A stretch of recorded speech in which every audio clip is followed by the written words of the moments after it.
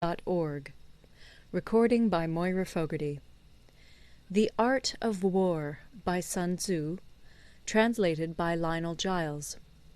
Part 11. The 9 Situations. Sun Tzu said, "The art of war recognizes 9 varieties of ground. 1. Dispersive ground. 2. Facile ground. 3. Contentious ground. 4. Open ground. 5. Ground of intersecting highways. 6. Serious ground. 7. Difficult ground. 8. Hemmed-in ground. 9. Desperate ground." When a chieftain is fighting in his own territory, it is dispersive ground. When he has penetrated into hostile territory, but to no great distance, it is facile ground. Ground the possession of which imports great advantage to either side is contentious ground. Ground on which each side has liberty of movement is open ground. Ground which forms the key to 3 contiguous states, so that he who occupies it first has most of the empire at his command, is a ground of intersecting highways. When an army has penetrated into the heart of a hostile country, leaving a number of fortified cities in its rear, it is serious ground. Mountain forests, rugged steeps, marshes, and fens, all country that is hard to traverse, this is difficult ground.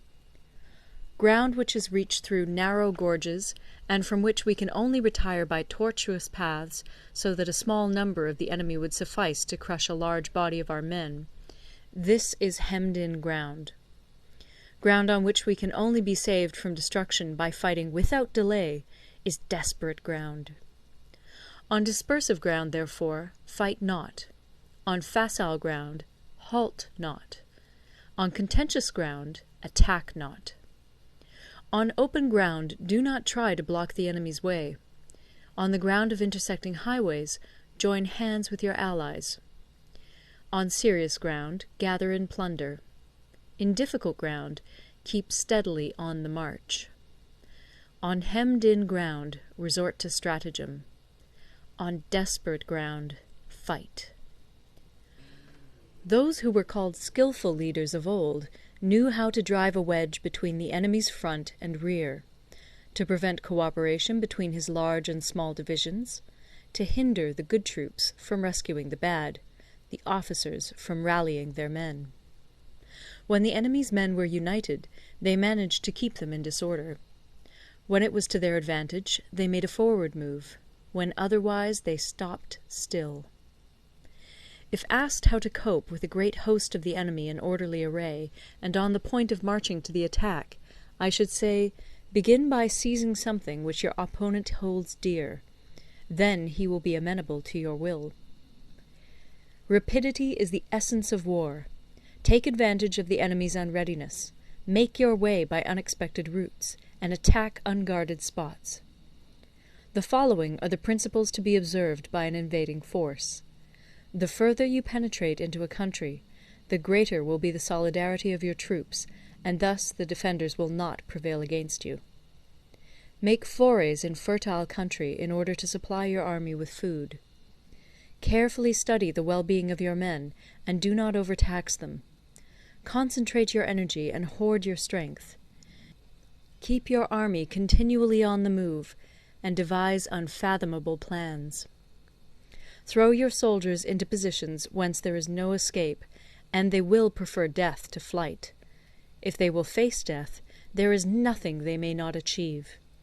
Officers and men alike will put forth their uttermost strength. Soldiers, when in desperate straits, lose the sense of fear. If there is no place of refuge, they will stand firm. If they are in hostile country, they will show a stubborn front.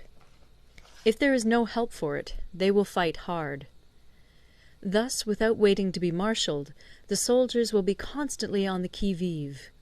Without waiting to be asked, they will do your will. Without restrictions, they will be faithful. Without giving orders, they can be trusted. Prohibit the taking of omens, and do away with superstitious doubts. Then, until death itself comes, no calamity need be feared. If our soldiers are not overburdened with money, it is not because they have a distaste for riches. If their lives are not unduly long, it is not because they are disinclined to longevity.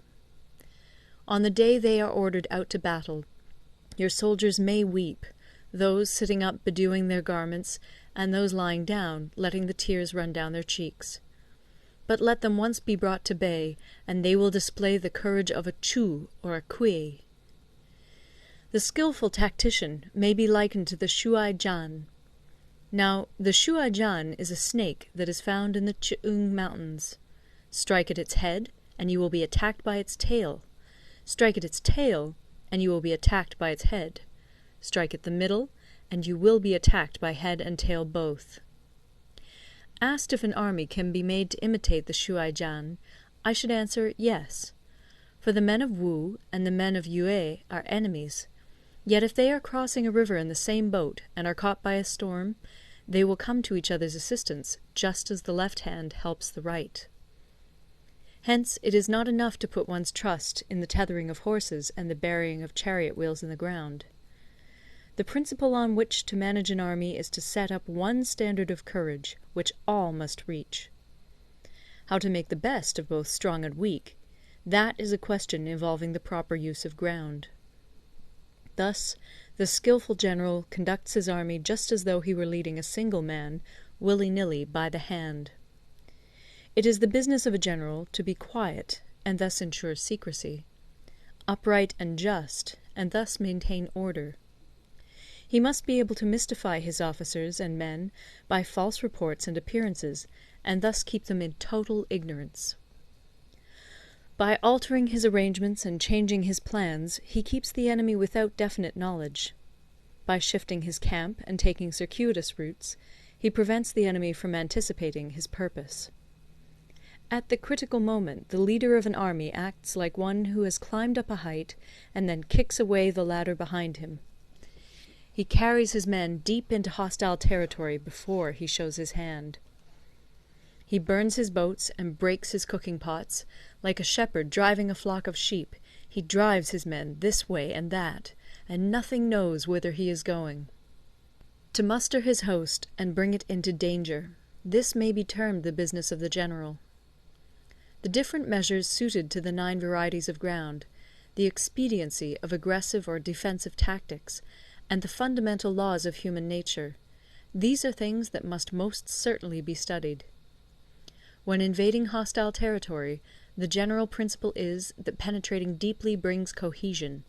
Penetrating but a short way means dispersion. When you leave your own country behind and take your army across neighbourhood territory, you find yourself on critical ground. When there are means of communication on all 4 sides, the ground is one of intersecting highways. When you penetrate deeply into a country, it is serious ground. When you penetrate but a little way, it is facile ground. When you have the enemy's strongholds on your rear and narrow passes in front, it is hemmed-in ground. When there is no place of refuge at all, it is desperate ground.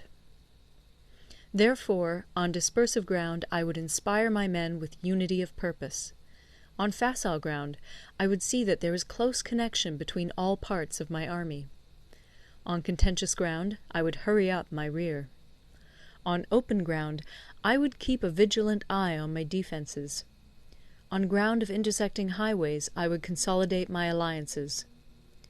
On serious ground, I would try to ensure a continuous stream of supplies. On difficult ground, I would keep pushing on along the road. On hemmed-in ground, I would block any way of retreat. On desperate ground, I would proclaim to my soldiers the hopelessness of saving their lives. For it is the soldier's disposition to offer an obstinate resistance when surrounded, to fight hard when he cannot help himself, and to obey promptly when he has fallen into danger. We cannot enter into alliance with neighbouring princes until we are acquainted with their designs. We are not fit to lead an army on the march unless we are familiar with the face of the country, its mountains and forests, its pitfalls and precipices, its marshes and swamps. We shall be unable to turn natural advantages to account unless we make use of local guides. To be ignored of any one of the following 4 or 5 principles does not befit a warlike prince. When a warlike prince attacks a powerful state, his generalship shows itself in preventing the concentration of the enemy's forces. He overawes his opponents, and their allies are prevented from joining against him. Hence he does not strive to ally himself with all and sundry, nor does he foster the power of other states. He carries out his own secret designs, keeping his antagonists in awe. Thus he is able to capture their cities and overthrow their kingdoms. Bestow rewards without regard to rule, issue orders without regard to previous arrangements, and you will be able to handle a whole army as though you had to do with but a single man. Confront your soldiers with the deed itself. Never let them know your design. When the outlook is bright, bring it before their eyes, but tell them nothing when the situation is gloomy. Place your army in deadly peril, and it will survive. Plunge it into desperate straits, and it will come off in safety. For it is precisely when a force has fallen into harm's way that it is capable of striking a blow for victory. Success in warfare is gained by carefully accommodating ourselves to the enemy's purpose. By persistently hanging on the enemy's flank, we shall succeed in the long run in killing the commander-in-chief.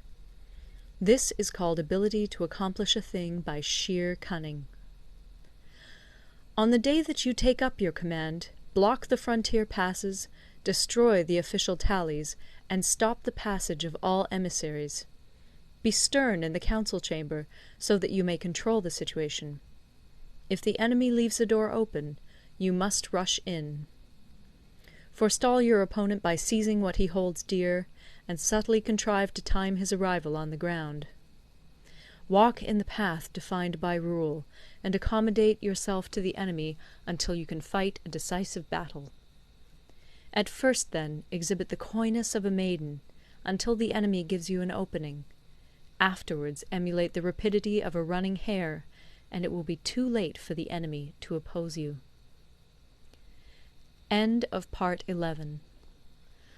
Recorded in Toronto, Ontario by Moira Fogarty, October 2006.